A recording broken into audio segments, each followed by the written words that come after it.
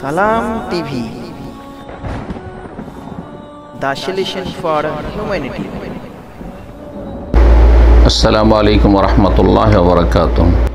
7 নম্বর প্রশ্ন বলছেন, আসসালামু আলাইকুম শেখ। ওয়ালাইকুম আসসালাম রহমতুল্লাহ। আমি একটি বিষয় নিয়ে খুব বিভ্রান্তিতে আছি, আল্লাহ আপনাকে সঠিক জ্ঞান দান করুক। সেটা হলো, বিয়েতে মেয়েকে বিবাহ পড়ানো যাবে কি না? পড়ানো যাবে না। কোরআন সুন্নাহর আলোকে বিস্তারিত বলে উপকৃত হবে। কোরআন সুন্নাহর আলোকে বলবো যে কোরআন সুন্নাহ তন্ন তন্ন করে খুঁজে ফেলে দেন, কিয়ামত পর্যন্ত খুঁজতে থাকেন। আপনাদের ওই মোল্লা হুজুরদেরকে যারা মেয়েকে কবুল করায় আর উকিল পাঠায়, উকিল পাঠাক আর নাই পাঠাক, মেয়েকে যে কবুল করায়, যেমন ছেলেকে কবুল করলে অমুকের মেয়েকে অমুককে এত টাকা দেন মোহরে তুমি কবুল করলে, ওই মেয়েকেও গিয়েও কবুল করাচ্ছে। আর মেয়ে অনেক সময় লজ্জাতে যখন হ্যাঁ না কিচ্ছু বলছে না, তখন তার মাথাটা ধরে ঝাঁকানি দিয়ে দিল, অথবা মাথা ঝুঁকিয়ে দিল। যাই করুক না কেন আর মুখে বলুক না কেন, সব বিদাত।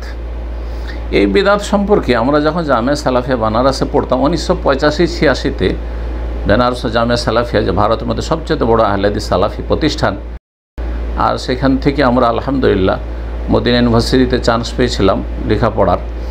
তো সেখানে আমাদের অনেক বড় বড় ওস্তাদরা ছিলেন, তার মধ্যে অন্যতম হচ্ছেন আল্লামা শেখ সাফিউর রহমান মোবারকপুরি রহমতুল্লাহ আলী, আর রাহিকুল মখতুম, যে সিরাতুন নবীর ওপর সাল্লাল্লাহু আলাইহি সাল্লাম সবচাইতে প্রসিদ্ধ এবং সবচাইতে গ্রহণযোগ্য এবং অথেন্টিক কিতাব। অনেক ভাষায় অনুবাদ হয়েছে, বাংলাতেও হয়েছে, আপনারা এই নাম জানেন। উনি আমার খুব এমন ওস্তাদ মাশাআল্লাহ যে অনেক ভালোবাসতেন। এমন সেখান থেকে তিনি আমাদের আগে আগে মদিনায় চলে আসলেন। এখানে অনেক দিন তিনি চাকরি করেছেন মারকাজুল খিদমাতিস সুন্নাহ। তখন আমরা তার কাছে মাঝে মাঝে যেতাম, তার বাসাতেও যেতাম। তো যাই হোক, তাকে একবার আমি নিজেই জিজ্ঞাসা করেছিলাম যে শেখ, এই যে আমাদের দেশে মেয়েকে কবুল করাই, এই সম্পর্কে তো কোনো দলিল এখন পর্যন্ত আমরা পাই নাই, তো এটা কি, এর কোনো দলিল আছে, করা যাবে? তখন তিনি উত্তরে আমাকে বলেছিলেন, আর আমার সাথে আমার সঙ্গীরা দু একজন আরও বাঙালি ছেলেরা ছিল, বলেছিলেন যে এইটা তোমাদের বাঙালিদের বিদাত। উনি তো নন বেঙ্গলি, উত্তরপ্রদেশের লোক।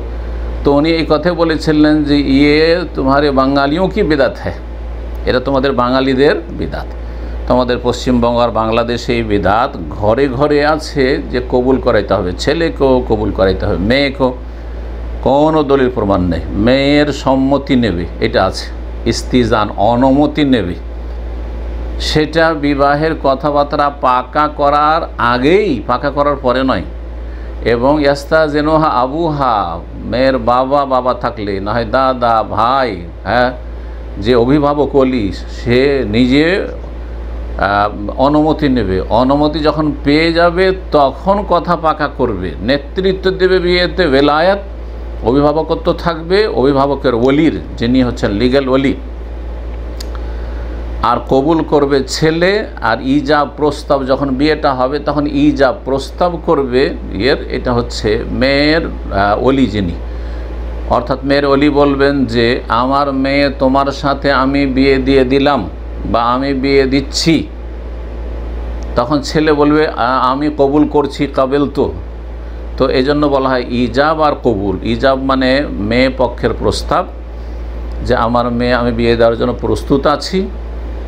এই জন্য যে আমাদের দেশের যেসব আলেম সমাজ বা খতিবরা বা মসজিদের ইমাম বিয়ে পড়ায়, তারা জিজ্ঞেস করে মেয়ের বাবাকে যে আপনার মেয়ের বিবাহ কি অমুকের সাথে দিচ্ছেন আপনি? তো বলছে হ্যাঁ দিচ্ছি, বিয়েটা পড়িয়ে দেন। বা বলে আমার মেয়েটার বিয়েটা পড়িয়ে দেন। এই যে বিয়েটা পড়িয়ে দেন বলে, এটা হচ্ছে ইজাব। আর ছেলে যে কবুল করলো এর নাম হচ্ছে কবুল। জি হ্যাঁ।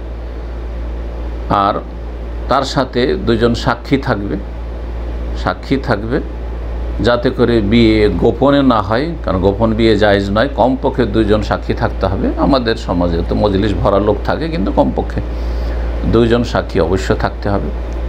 এই হচ্ছে বিয়ে। আর সেই দিন মেয়ের কাছে কোনো কিছু করার নেই, না মেয়ের কাছে যাওয়ার প্রয়োজন রয়েছে, আর না মেয়ের কাছে আবার কনফার্ম হওয়ার প্রয়োজন রয়েছে, কোনো প্রয়োজন নেই। হ্যাঁ, যখন কাগজে কলমে লেখাপড়া করবেন, যেমন রেজিস্ট্রেশন করছেন আজকাল, তখন তার সই স্বাক্ষর নেবেন, সেটা আলাদা কথা।